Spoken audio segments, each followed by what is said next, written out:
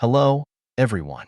I'm Tom, 37, and I was married to my ex-wife, Sarah, 30 years old, for over 3 years. We were two peas in a pod, and I never would have imagined she would destroy everything we had by cheating on me. Even as I tell this story, my heart feels like it's carrying a ton of bricks. I hope that sharing this will somehow help me feel better. Sarah and I met a few years back at a street festival in our town. For some reason, I kept bumping into her despite the crowd. The last time we collided, we had to stop and laugh because we had crossed paths at least 6 times that day. I believe the universe was trying to send me a message with this average height, green-eyed blonde woman I couldn't seem to avoid. I felt compelled to talk to her. Our conversation flowed smoothly, and everything about her seemed perfect.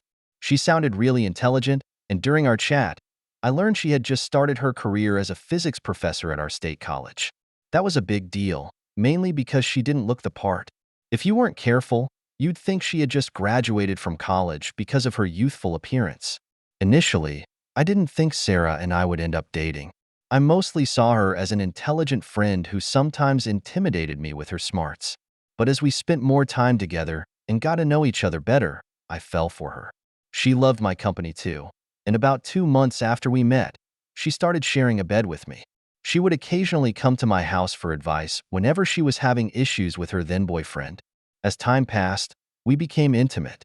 I know we shouldn't have, but she told me she was on the verge of breaking up with her boyfriend. A few weeks after our intimacy began, she broke up with him. She said he didn't match up with her intellectually, and his personality was totally different from hers. Although her excuse for breaking up with her boyfriend didn't sit well with me, I was glad we were together. Little did I know I was setting myself up for a trap. Eventually, we dated for 9 months and then got married. I was madly in love with her and believed she would be the woman who would heal me with her love, and hopefully, we would grow old together. Before Sarah and I married, we agreed to have children early because I loved kids and didn't want to wait until I was 40 to be a dad. I wanted to spend enough time with my kids, grow with them, and shower them with the fatherly love I never had. Our plan was perfect initially, but about a year after we married, Sarah couldn't conceive. This became more heartbreaking for me in the second year of our marriage because we tried everything possible and ran a series of tests to find out why she couldn't conceive, but everything was fine. Without her knowledge, I even did some tests to make sure I wasn't the problem, and each time the results came back fine. Unlike Sarah, I was worried because I expected we would at least have a child by the second year of our marriage, but that didn't happen. To be honest, it made me sad. I know it's usually a woman's thing to be obsessed with kids, but in our situation, Sarah didn't seem bothered. Her usual phrase was, "Don't worry, we'll have a child when the time is right," and she would carry on with whatever she was doing. At one point, I had to stop mentioning it because she made me feel like I was overdoing it or blaming her for our inability to have kids, so I stopped. I know this information is very sensitive, and I'm not supposed to share it here, but it's crucial for me that I do, and at the end of my story, you'll understand why. Despite not having a child, I didn't let it weigh down our marriage. I took it as an opportunity to bond more with Sarah and enjoy her company before the children came. But as time passed, I noticed Sarah began to change. A couple of months later, we were like strangers living under the same roof. From the beginning, I never imagined that Sarah and I would become a couple. Initially, I viewed her primarily as an exceptionally intelligent friend who sometimes made me feel a bit intimidated by her brilliance. However, as we spent more and more time together and learned more about each other, my feelings for her began to deepen. She enjoyed my company just as much, and within about 2 months of our first meeting, she started staying over at my place. She would often visit me seeking advice whenever she had issues with her boyfriend at the time. As we continued to grow closer, we became romantically involved. Although I knew it was risky, she reassured me by saying she was close to ending her relationship with her boyfriend. Not long after we became intimate, she broke up with him. She cited their intellectual incompatibility and vastly different personalities as reasons. While her rationale for the breakup left me feeling uneasy, I was nevertheless happy that we were together. Unbeknownst to me, I was heading into a complicated situation. We eventually dated for 9 months before getting married. My love for her was profound, and I was convinced she was the one who would heal my wounds with her love. I envisioned us growing old together. Before tying the knot, we agreed on having children early since I cherished the idea of becoming a father before turning 40. I wanted to be a present and active part of my children's lives, sharing with them the fatherly love I never experienced. Initially, our plan seemed flawless, but about a year into our marriage, Sarah was unable to conceive.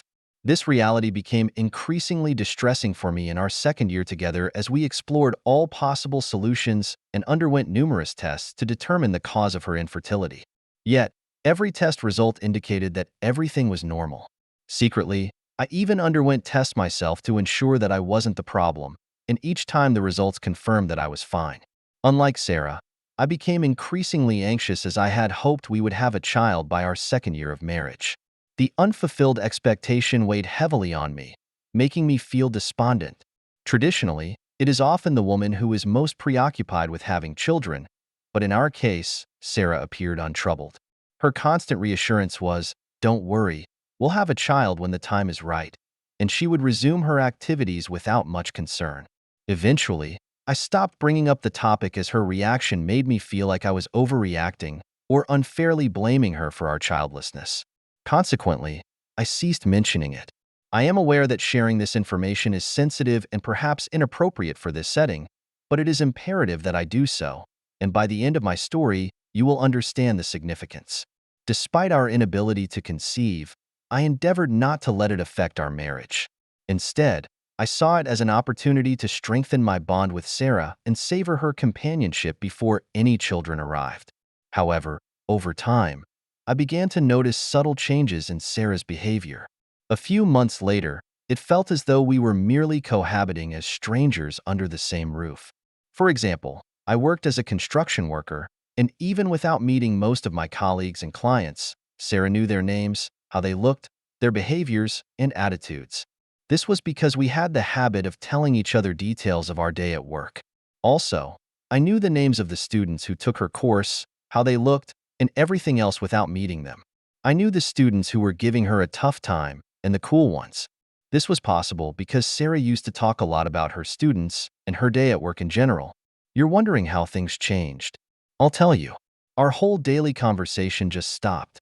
I couldn't explain why everything changed initially. When it started, I thought she was having a bad day, but her bad day turned into bad weeks, and the weeks rolled into months.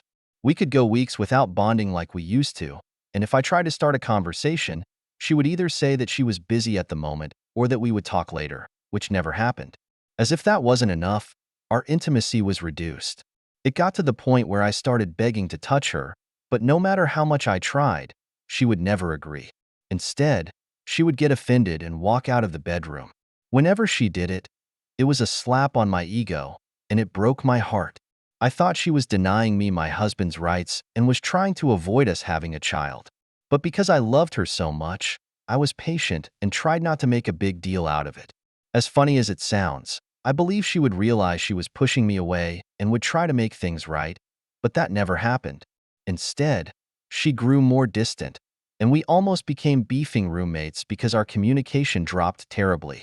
At this point, you might be thinking I should have done some investigating to find out why she suddenly changed, but I didn't.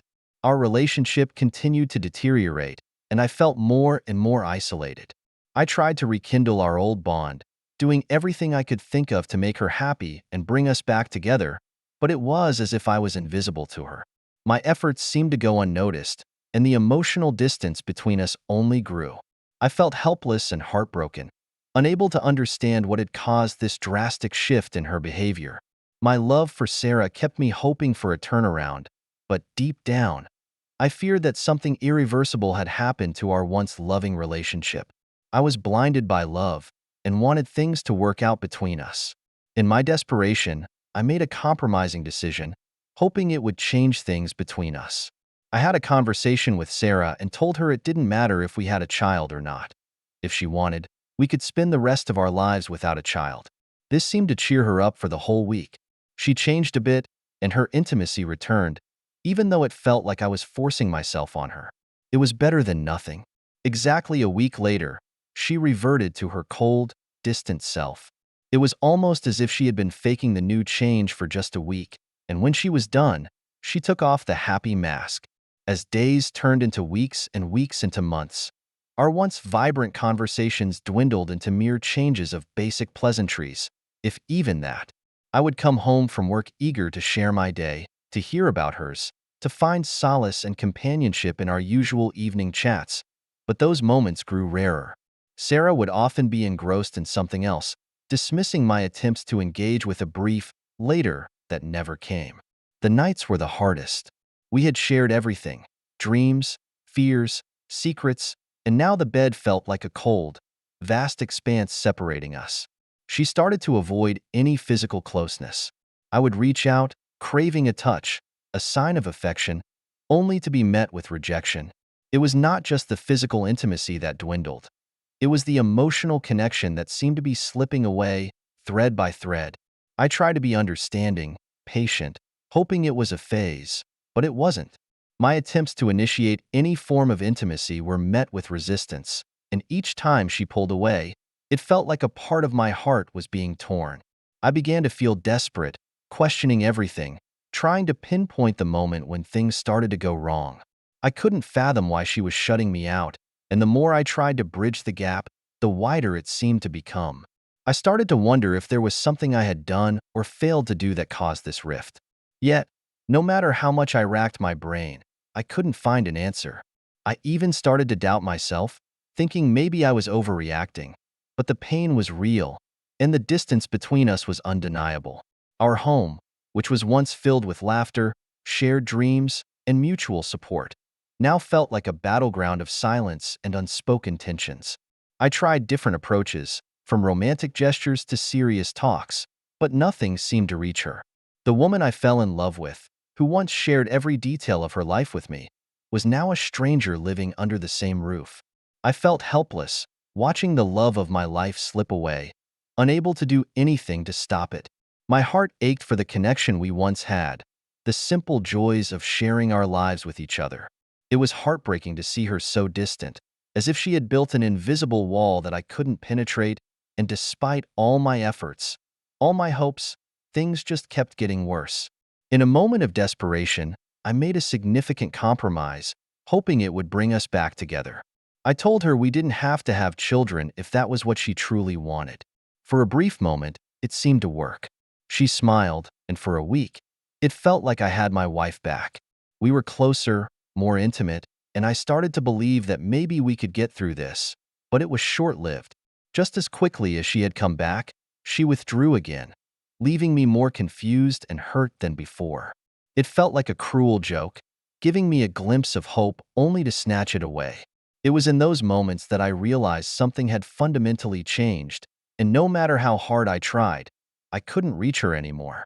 This was incredibly frustrating for me, and it affected my work and my ability to sleep. When I hear how couples say they can go a whole week without connecting or talking to each other while living in the same house, I wonder how they do it because in my situation, it was taking a mental toll on me. On the other hand, Sarah didn't care. She would return from work in a great mood, make dinner or lunch for herself, and focus on her books and laptop for the rest of the evening. When she was tired, she would go to bed, and the following day, she would repeat the same cycle, leaving me to wallow in my loneliness. Towards our third anniversary, I decided to make things right by celebrating her the whole week. I bought her something nice and took her to a new fancy restaurant that had recently opened in our town. I had already made preparations and reserved a table for us. Even after reminding her with text messages all day, she didn't show up. She didn't even return home that night. She claimed she slept over at a fellow professor's house while working on a project. That was the last straw that broke the camel's back for me. I had had enough. I was emotionally drained, mentally sick, and tired of everything happening. I had been battling with the thought of Sarah cheating on me, but I chose to give her the benefit of the doubt. I guess I refused to admit there was a possibility of her cheating on me because of how broken and devastated I would be to find out that the woman I loved and adored was having an affair with someone else. So, after everything that happened on the week of our anniversary, I did some digging. I found one of those private investigators online and hired him to see if Sarah was up to something behind my back. While the private investigator followed Sarah around, I tried to do some digging on my own. On the nights I knew she was utterly exhausted and deeply asleep, I'd use her fingerprint to unlock her phone and go through it. I had seen many stories of wives cheating on their husbands and how they found out by going through their wives' phones. So I searched for dating apps, checked her emails, both personal and work, and checked her social media. I searched for contacts saved with suspicious names and emojis. After minutes of searching, I couldn't find anything. The next day, when she woke up, I asked if I could borrow her laptop to do something, and she gave it to me with glee. I used the opportunity to go through her laptop, hoping to discover a hidden app or social media account, but she was as clean as a whistle. There was no trace or evidence that she was cheating on me. I even began to feel bad for hiring a private investigator to invade her privacy since it was a weekend. I wanted to call the private investigator to back off and explain to him that I was only being paranoid, but I decided to wait until Monday since Sarah was mostly home on weekends. Eventually, Monday came, and I called the private investigator to back off, but he said he had gathered a few things he would love me to see before I could tell him to back off. He mentioned he had some important evidence.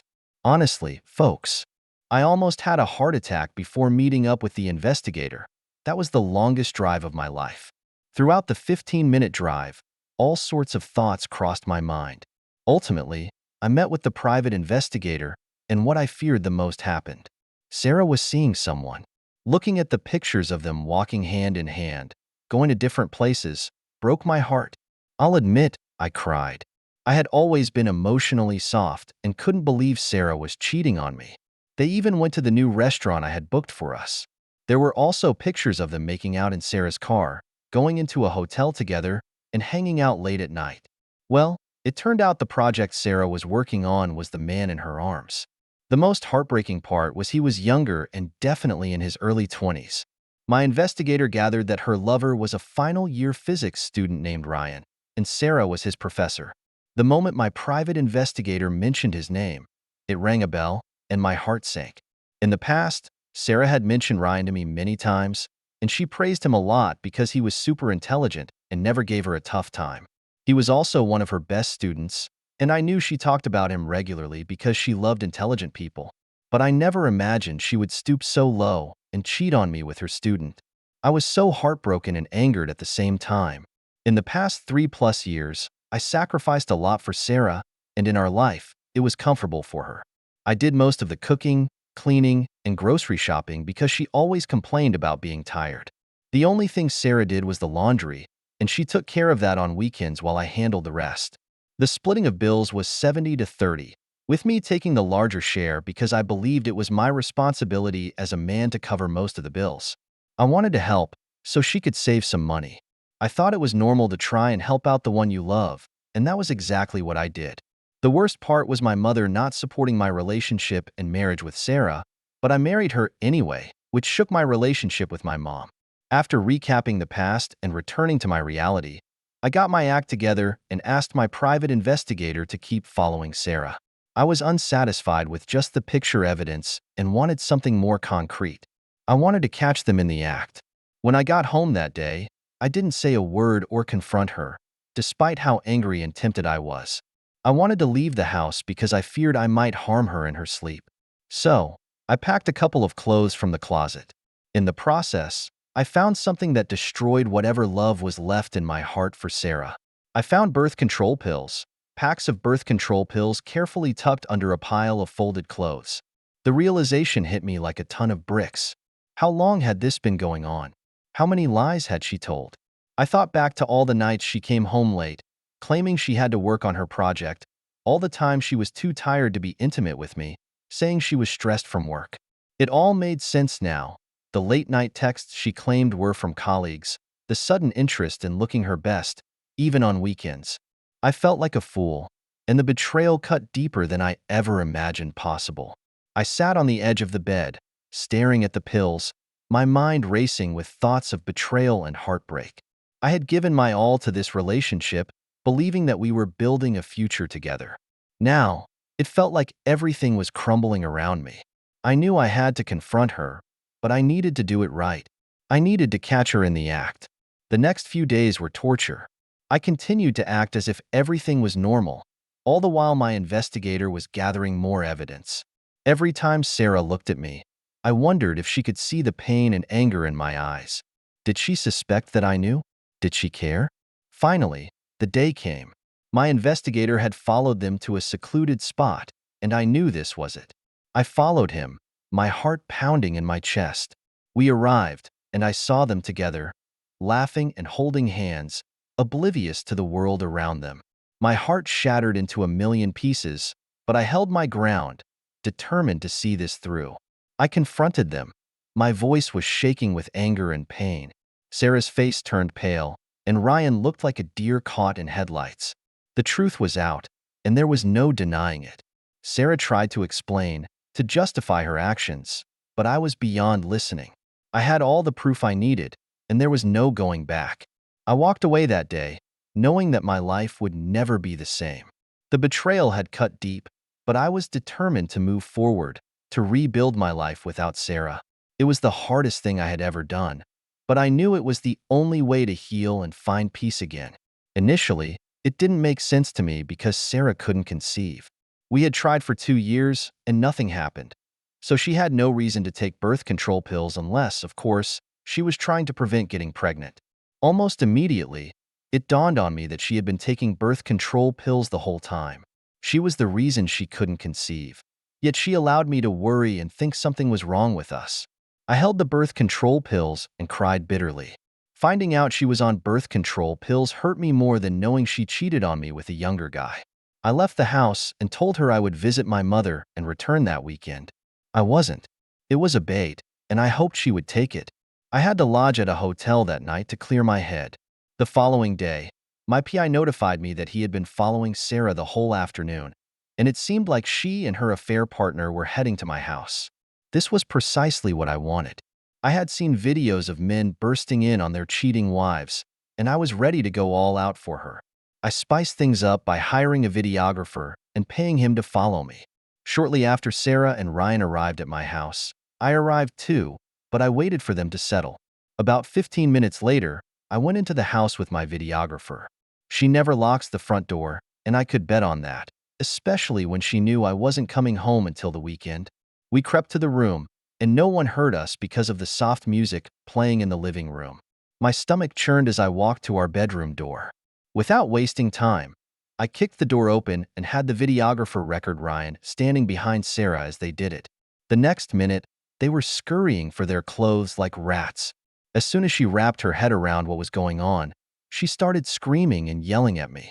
I was so angry that I pulled her by the arm and threw her out of the house naked. Her affair partner managed to put on his pants and ran out before I could return to him. It was a terrible scene. She yelled and banged on my door, and the neighbors were forced to come out and see what was going on.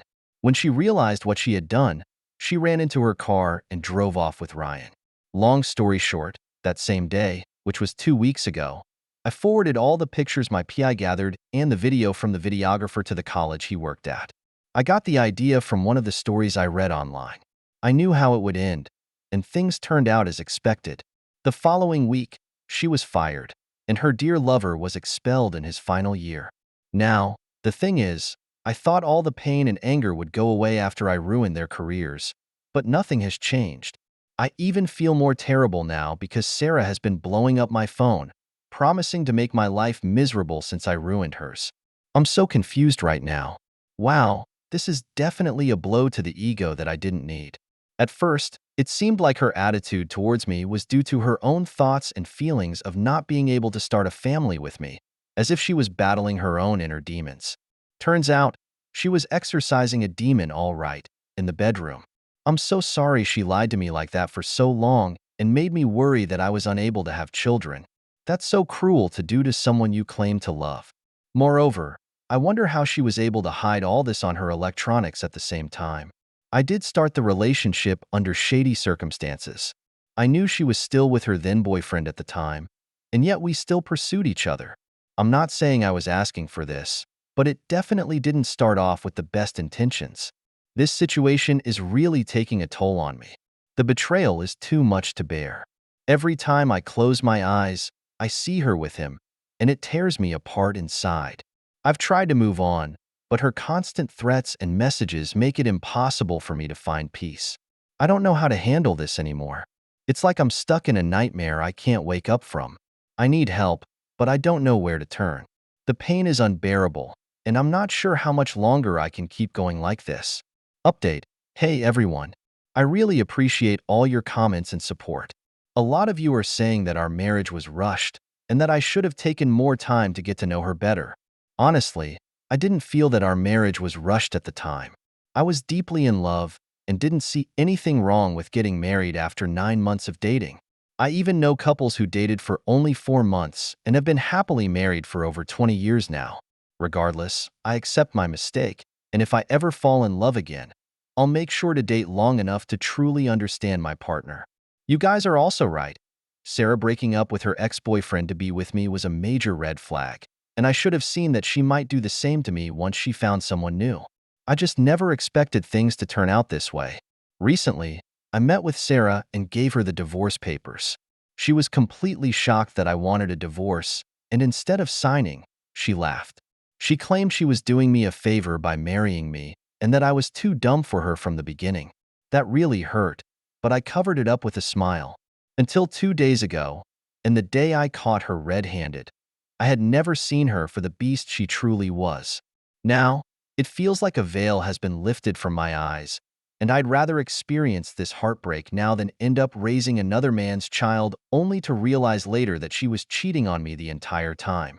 The part that really messed with my head was that she showed absolutely no remorse. Instead, she kept talking about how lucky I was to be with her and how I wouldn't last a month without begging her to take me back. She refused to sign the divorce papers, took them instead, saying she was giving me time to get over my hurt feelings and reconsider the mistake I was about to make. The audacity. If only she knew there could never be an us again. She still doesn't know I found the birth control pills, and I haven't mentioned anything about it. I thought she would bring up her being fired for breaking the rules, but she didn't. She focused more on trying to convince me to come back to her. Anyway, I'll update you all again as soon as she signs the divorce papers. She only said all that to hurt me because she's angry at herself for getting caught. She had to say those things to try to scare me into coming back because, in reality, she has nothing without me. She can't cook or clean for herself. Update 2. Hey guys. Your comments have helped me immensely, and I cannot thank you all enough for the support.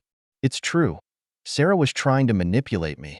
She knew I was a weak spot and wanted to exploit that. I did as you all advised, and she eventually signed the divorce papers. I'm happy to announce that we are officially divorced, and she's out of my life for good. My apologies for not making this update earlier. After we divorced, I needed some quiet time to process everything, so I went off social media for a few weeks. I wouldn't have believed it if someone had told me that Sarah would break down in a matter of weeks.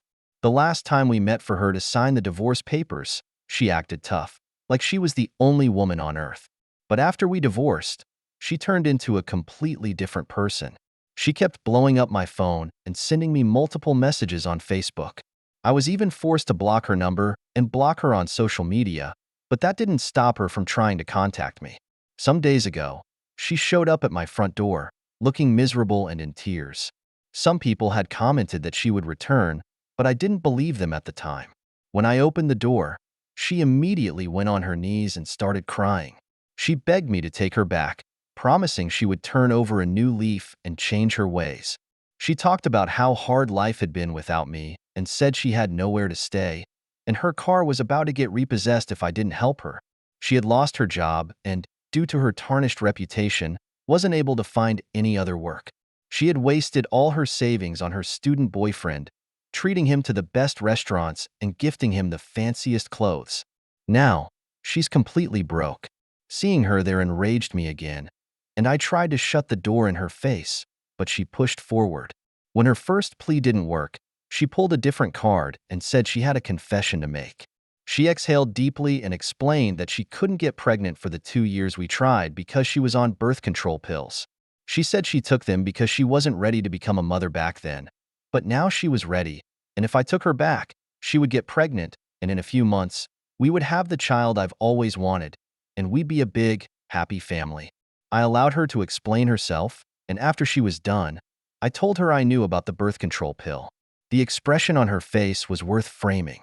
Before she could say another word, I told her that even if I could forgive her for cheating on me, I could never forgive her for making a fool out of me. She watched as I worried for her and myself. I even prayed every night for us because I had run out of options, and prayer was the only thing left. I did many tests, yet she didn't say a word.